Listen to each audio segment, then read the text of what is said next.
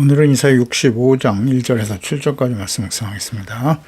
65장 1절에서 7절까지 패역한 백성들에 대한 은혜와 심판. 이사야 65장은 앞선 선행장의 63장 7절부터 64장 전체에 걸쳐 이스라엘 공동체의 애절한 탄식과 기도, 주여 우리가 이 고난 중에 있는데 왜 잠잠하시나이까 부르짖고 있죠. 탄식하며 기도하고 있는 것에 대한 하나님의 응답입니다. 이스라엘은 자신들의 고난과 성전의 황폐함을 보면서 하나님께서 침묵하신다고 원망하고 있었습니다. 하나님께서 본문을 통해서 내가 잠잠했던 것이 아니라 너희가 내 손을 나의 은혜를 거절했다. 엄중하게 책망하고 계십니다. 그러니까 65장의 중요한 특징은 이방인이 하나님 나라의 구성원으로 참여하게 된다는 것입니다. 이 연의 말씀은 이 말씀을 이제 사도 바울이 로마서에서 이방인이 하나님의 교회에 참여한다는 사실을 증거하는 그 말씀 중에 인용한 구절이죠. 로마서 10장 20절에 인용을 했는데요. 여기서 우리는 하나님의 나라에 들어올 수 있는 자는 특별한 어떤 민족에 국한되지 않는다는 거예요. 혈통에만 있는 것이 아니라 믿음에 있음을 분명히 알 수 있습니다.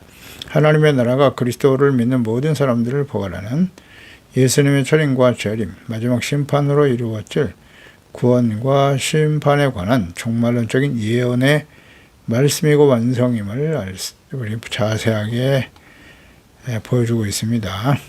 이제 본문은 인간의 철저한 부패와 우상숭배, 그리고 종교적인 위선에도 불구하고 먼저 찾아오시는 하나님의 은혜와 그럼에도 불구하고 끝까지 가증한 죄를 고집하는 자들, 이스라엘 백성들, 그들을 향한 공의의 심판 선언이 있지요. 사도 바울이 로마서 10장에서 이방인의 구원과 이스라엘의 불순종을 설명하기 위해서 인용한 핵심적인 복음의 토대가 됩니다. 1절 나는 나를 구하지 아니하던 자에게 물음을 받았으며 나를 찾지 아니하던 자에게 찾아냄이 되었으며 내 이름을 부르지 아니하던 나라에 내가 여기 있노라 내가 여기 있노라 하였노라. 이방인의 구원의 예표를 보여주네요. 나를 구하지 아니하던 자, 찾지 아니하던 자, 내 이름을 부르지 아니하던 나라. 이들은 모두 이방인들이죠. 인간이 타락한 본성상 스스로 하나님을 찾거나 구하지 않는 영적 죽음의 상태에 놓여 있는 것이죠.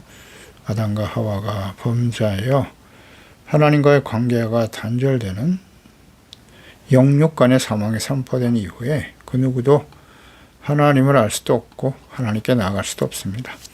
그래서 이방인처럼 행세하던 패역한 이스라엘을 의미하는 것이기도 하겠지만 궁극적으로는 하나님과의 언약 밖에 있던 이방인들을 의미하는 것이라고 보겠습니다.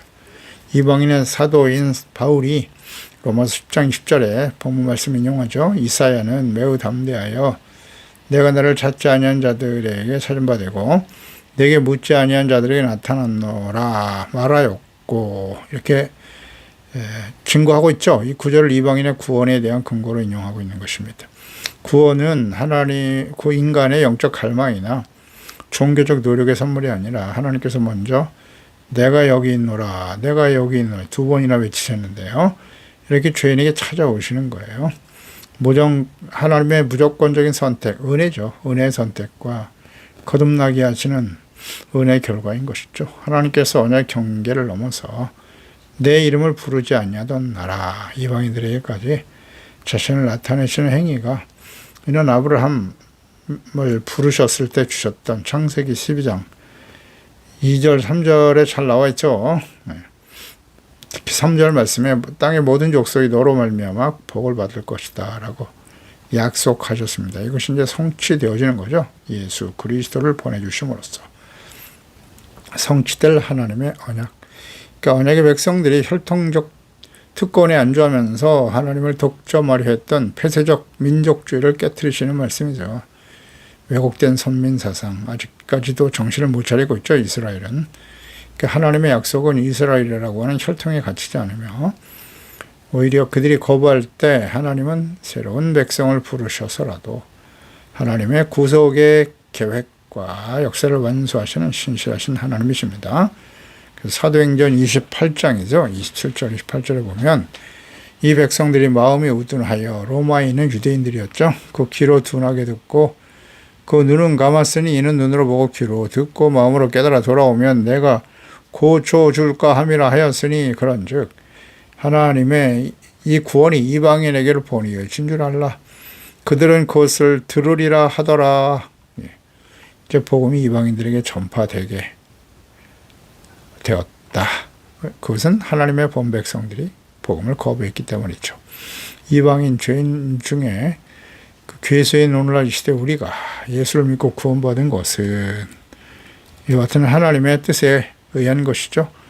우리가 뭐 지혜롭거나 특별한 민족이기 때문에 특별한 사람이기 때문에가 아니라 하나님께서 먼저 우리에게 찾아오신 겁니다. 내가 여기 있다.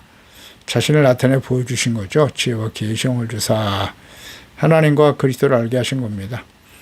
주님께서 먼저 찾아오시지 않으시면 우리는 여전히 어둠 속에 방황할 수밖에 없는 것이고요. 나이 나 된 것은 전적인 하나님의 은혜임을 고백하면서 그에 합당한 삶을 살아가야 할 것입니다. 2절에 내가 종일 손을 펴서 자기 생각을 따라 옳지 않은 길을 걸어가는 패역한 백성들을 불렀다. 그러니까 인간의 전적인 타락과 하나님의 오래 참으심을 보여주죠. 종일 손을 폈다. 그러니까 자비로운 아버지가 탕자를 기다리시는 것처럼 혹은 왕이 반역자들을 향해 화해를 청하듯 끊임없이 호소하시는 하나님의 사랑과 안타까움을 보여주는 거죠. 이스라엘은 자기 생각을 따라 옳지 않은 길을 걸어가는 패역한 백성들이었습니다. 죄 백성들이 멸망하는 이유는 하나님께서 자비가 없어서가 아니에요. 끝까지 하나님의 펴진 손, 내게 돌아와라. 내가 너를 용서할게. 너의 죄를 깨닫고 회개하면 내가 너를 용서하고 받아주마. 이 하나님의 자비와 사랑의 손길을 거부했죠. 자기 의지와 고집을 따라 행하였기 때문입니다. 자기 소견에 옳은 대로 행하더라. 이것이 사사시대의 특징이 아니었습니까? 여호수아가 죽고 난 이후에 바로 사사시대가 찾아왔잖아요. 하나님께서 이것을 이미 예견하셨고 우려하셔서 신명기에 그렇게 자세하게 말씀을 기록해 놓으셨는데 사사기의 특징, 사사기 17장 6절에 그때는 이스라엘에 왕이 없었으므로 사람마다 자기 소견에 옳은 대로 행하였더라. 왕이 없다. 이스라엘 왕이 없다는 무슨 뜻이에요? 왕이신 하나님을 버렸다는 거잖아요. 이것이 이스라엘 공동체를 파멸로 이끄는 원인이 되었습니다. 오늘도 마찬가지예요. 하나님께서 우리의 왕이시고 그리스도 예수님이 그리스도라고 하는 것은 그리스도께서 우리 주님이시고 우리의 왕이시라는 사실이에요. 그러니까 우리는 당연히 그의 소유된 백성이 되어야 되고 하나님과 그리스도를 경외하고 순종하는 거룩한 사람이 되어야 하는 거잖아요. 이 관계가 깨어지고 정체성이 깨어지기 때문에 하나님의 공의가 작동할 수밖에 없는 것입니다. 간단한 진리인데요. 하나님께서는 선지자들을 끊임없이 보내셨어요. 경고하셨고 손을 내미셨지만 하나님의 백성들은 거부했어요. 하나님의 그 약속과 은혜 안에 머물기보다는 인간의 지혜와 지식, 능력을 더 신뢰했죠. 이는 모든 시대 그리스도인들이 그러했고 오늘날 더더욱 그렇죠. 성경 말씀의 절대적인 진리를 왜곡하고 문화적인 트렌드나 개인의 합리성, 이익에 기반하여 신앙생활을 하려고 하는 그런 유혹이 얼마나 많은지 그것을 다 배격해야 합니다. 마음에서부터. 하나님은 단 한순간도 이스라엘을 포기하지 않으시고 역사 전체를 통해 손을 펼치고 계신 겁니다. 그래서 하나님의 그리스도를 보내신 거 아닙니까? 마지막으로. 그러나 이스라엘은 패역하고 반역한 백성들이었습니다. 그들은 완고하고 반항적인 성향을 가지고 있었고 일시적인 실족이 아니라 의도적이고 지속적인 반역을 추구했어요. 마지막으로 그리스도를 보내주셨는데 거부하고 십자가에 못 박아버리잖아요. 이 유대인들. 그 결과가 얼마나 심각한 것인가에 대해서 전혀 이해가 없어요. 이해가 없어요. 마태복음 23장 37절 예루살렘아 예루살렘아 선지자들을 죽이고 내게 파송한 자들을 돌로 치는 자여 암탉이 그 새끼를 날개 아래에 모음같이 내가 네 자녀를 모려 한 일이 몇 번이더냐. 그러나 너희가 원하지 아니하였도다.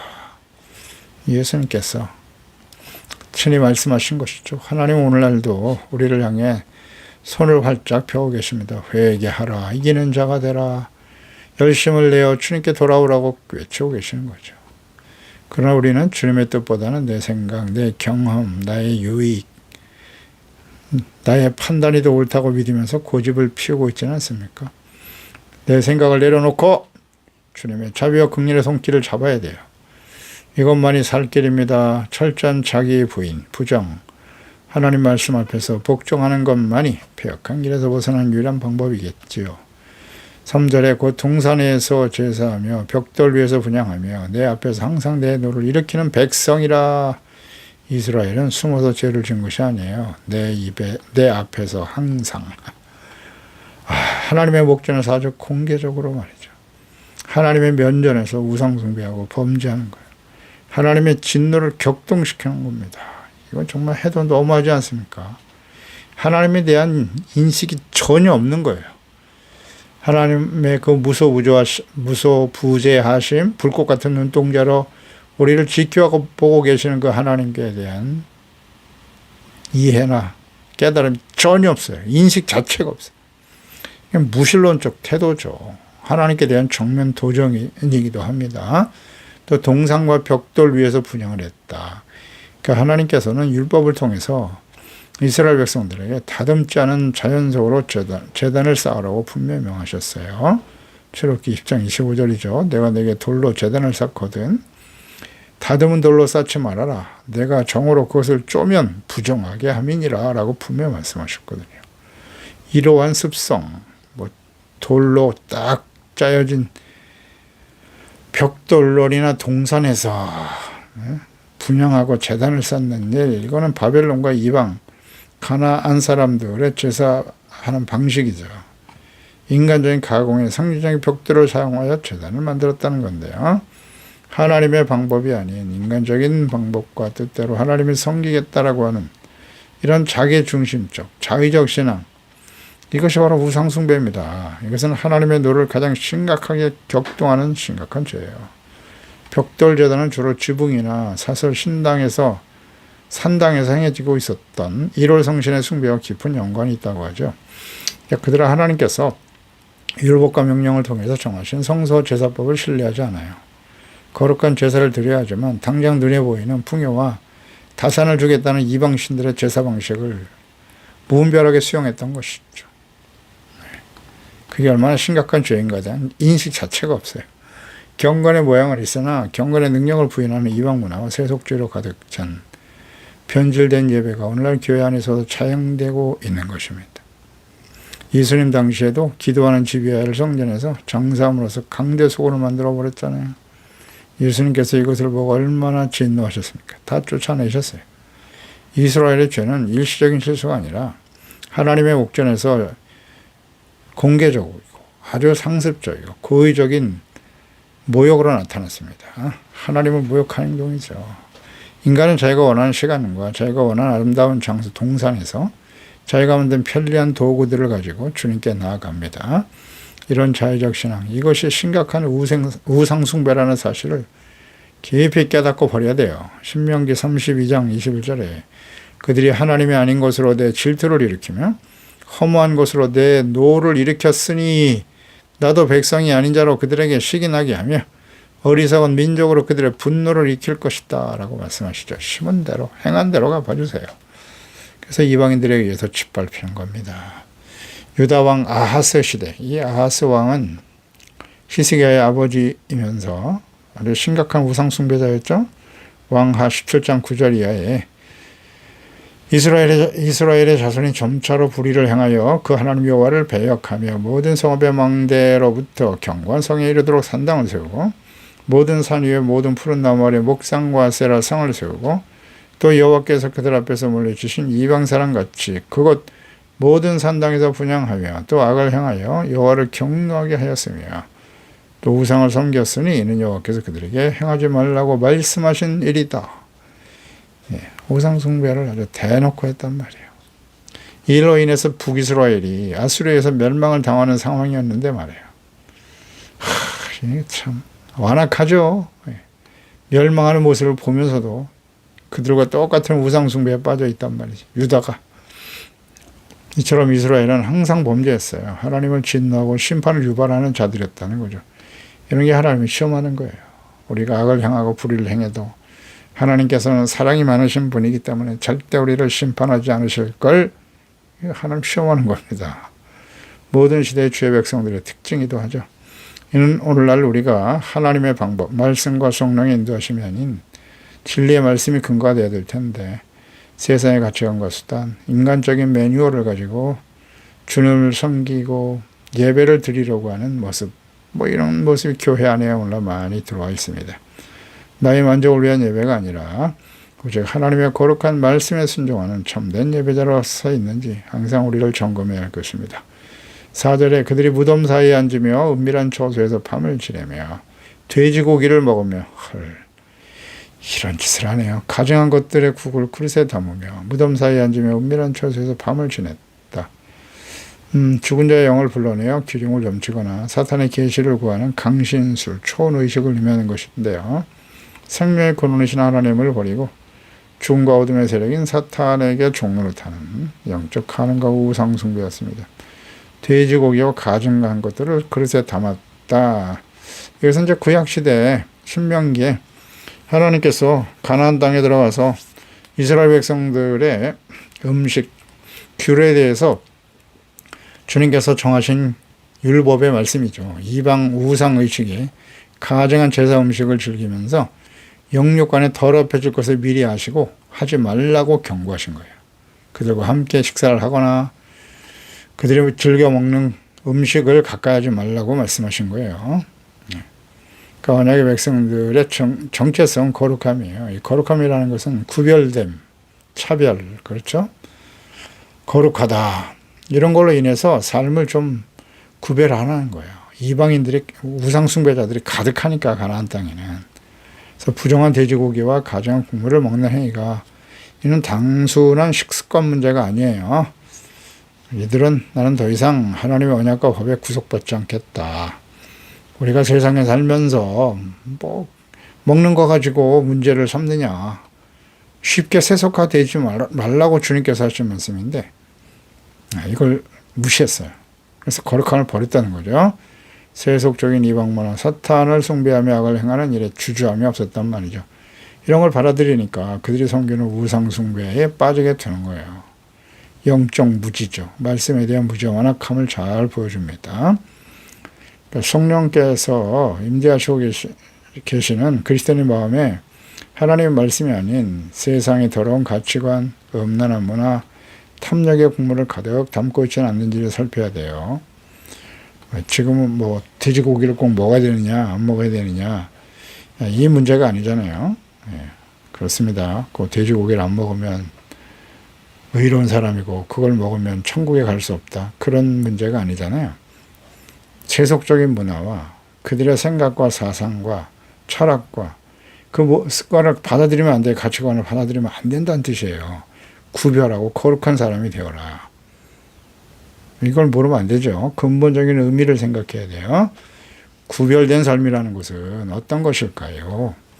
가치관이나 삶의 중심이 우선순위가 하나님과 말씀에 순종하는 일에 있어야 된다는 뜻이죠. 거룩하고 진실된 하나님의 자녀로 살라는 거예요. 그래서 부정한 세속적인 가치관, 정욕, 탐심, 세상 돈이죠. 하나님과 재물 두 주인을 섬길 수 없다고 하셨잖아요. 그 부정한 것들을 버려야죠. 그래서 거룩함을 회복해야 합니다. 먹고 마시는 게 아니에요. 로마서 14장 17절 하나님의 나라는 먹고 마시는 데 있지 않고 성령 안에서 의가 회복되어야 되고 의와 평강과 기쁨이다. 5절에 사람에게 이르시기를 너는 내 자리에 서 있고 내게 가까이 하지 말라. 나는 너보다 거룩함이니라 하나니 하하. 이런 자들은 내 코에 연기요 종일 타는 불이로다. 이건 완전히 하나님 앞에 아주 외식하는 모습을 보여주죠. 위선적이고 외식하는 영적 교만을 보여줍니다. 그러니까 이들은 거룩은 하나님 율법에 근거한 하나님을 순종하는 진실한 거룩의 모습이 있어야 할 텐데 이방의 종교의식을 따르면서도 자신들의 영적으로 대단히 우월한 수준에 있다고 생각하고 착각하는 거예요. 그래서 이교적인 신비주의적인 독선이죠. 그것을 하나님을 섬기는 것으로 착각하고 있어요. 그러면서 나는 영적인 사람이고 종교적으로 탁월한 사람이야. 그러면서 사람들을 무시하는 거죠. 이런 자들을 하나님께서 내 코에 연기고 종일 타는 불이다. 하나님이 심판하시고 분노하시는 모습을 보이십니다. 그들의 교만과 위선은 하나님의 거룩한 공의의 불길을 영원히 타오르게 하는 땔감이 될 뿐입니다. 진정한 거룩은 하나님의 성품을 닮아 이웃을 사랑하고 긍휼히 여기고 돕는 거죠. 이들의 가짜 거룩은 타인을 정죄하고 격리하는 교만과 위선으로 나타납니다. 잘 보세요. 가짜 거룩은 타인을 정죄합니다. 불쌍히 여기는 마음이 전혀 없어요. 격려하고 교만한 위선. 이걸 거룩함이라고 착각하고 있어요.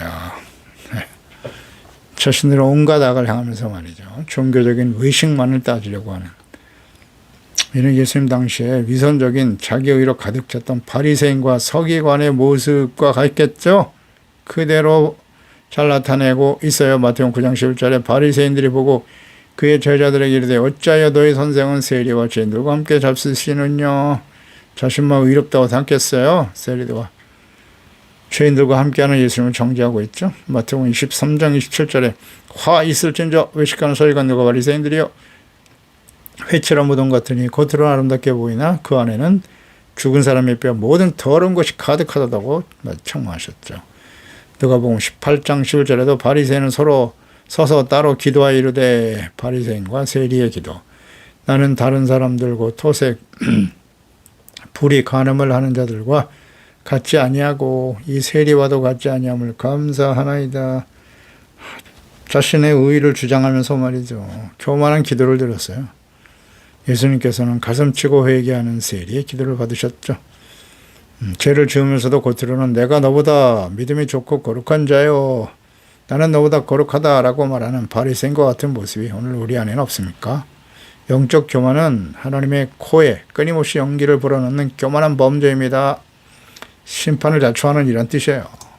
참된 거룩은 타인을 정죄하고 스스로를 높이는 교만한 마음이 아니라 자신의 죄를 통회하고 세리와 같은 겸손한 마음으로 주님께 나가는 것입니다.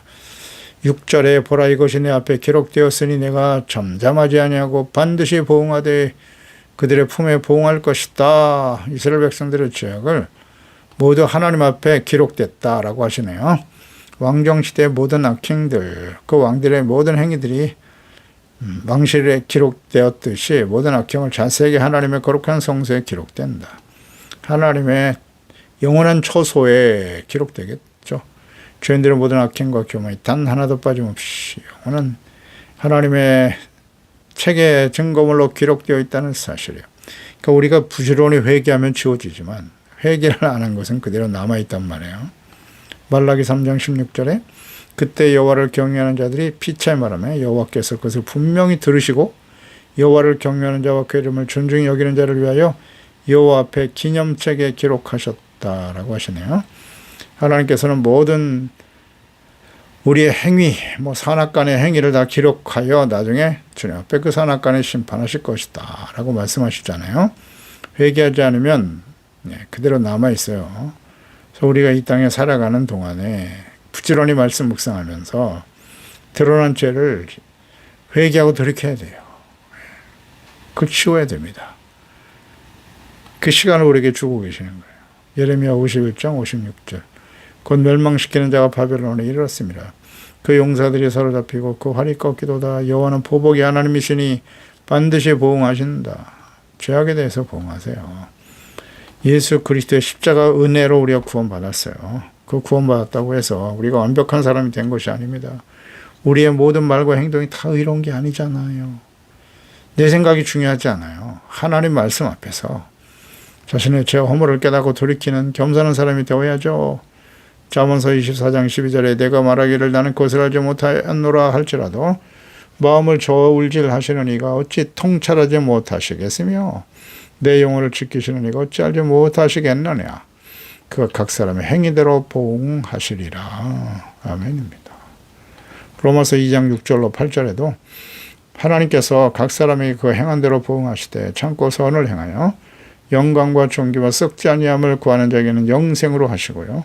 오직 당을 지어 진리를 따르지 아니하고 불의를 따르는 자에게는 진노와 분노로 하실 것이라고 하셨어요. 예. 우리 주어진 시간의 의미가 무엇인지 잘 생각해 봐야 돼요. 7절에도 너희 죄악과 너희 조상들의 죄악은 한 가지다. 똑같다는 얘기예요. 그들이 산 위에서 운양하며 작은 산 위에서 나를 능욕했다. 우상숭배로 하나님을 능욕했다는 거예요. 그러므로 내가 먼저 그들의 행위를 헤아리고 그들의 품에 보응하리라 여호와가 말하였느니라. 하나님 말씀이세요. 그러니까 이스라엘 조상들이 계속해서 범죄해왔던 또 당시의 주의 백성들, 모든 시대 오늘날 주의 자녀들 역시 마찬가지예요. 죄악은 오직 한 가지다. 그게 뭐냐? 우상숭배입니다. 하나님을 능욕한 죄입니다. 그들의 품에 반드시 보응하신다. 하나님은 행위대로 갚아주시는 분이세요. 그래서 하나님의 공의 하나님께서 우리의 행위를 달아보시기 전에 십자가의 은혜 아래 엎드려 철저한 회개와 돌이킴이 있어야겠죠. 우리의 주어진 시간, 예수의 재림이 지금 임박한 시대를 살고 있고 개인적으로 우리가 주님 앞에 서게 될 텐데요. 이것은 어떤 의미냐? 이 시간은 회개하고 돌이킬 수 있는 시간을 주시는 것입니다.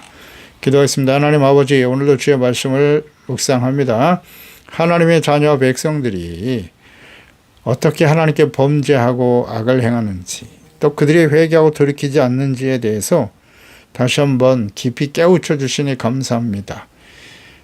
그들은 하나님을 반역하는 백성들이었어요. 끊임없이 배역하고 그들을 돌이키기 위해서 선지자를 보냈지만 그들은 돌이키지 않네요. 그래서 하나님께서 이방인들에 의해서 멸망의 길을 갈 수밖에 없게 되었다는 사실을 우리는 잘 묵상해야 됩니다. 또 하나님께서는 이방인들에게까지 복음이 전파되고 그들도 구원하실 것이다 라는 말씀도 주셨네요. 이 하나님의 은혜의 말씀으로 인해서 이방인 중에 죄인 중에 계신 우리가 구원을 받았나이다. 아버지여, 과거 이스라엘 백성들의 삶을 교훈 삼아서 마음이 완악하고 교만하고 어리석은 자가 되지 않게 하여 주시옵소서. 하나님을 버리고 우상을 향해 달려갔다가 하나님의 공의에 인해서 하나님의 진노를 격발시켰던 어리석은 자가 되지 않게 하여 주시옵시고, 하나님 앞에서 참고 선을 행하며 영광과 존귀와 썩지 아니함을 구하는 자가 되어서 그리스도와 함께 영생에 참여할 수 있는 우리 모두가 되게 하소서. 예수님의 이름으로 기도드립니다. 아멘.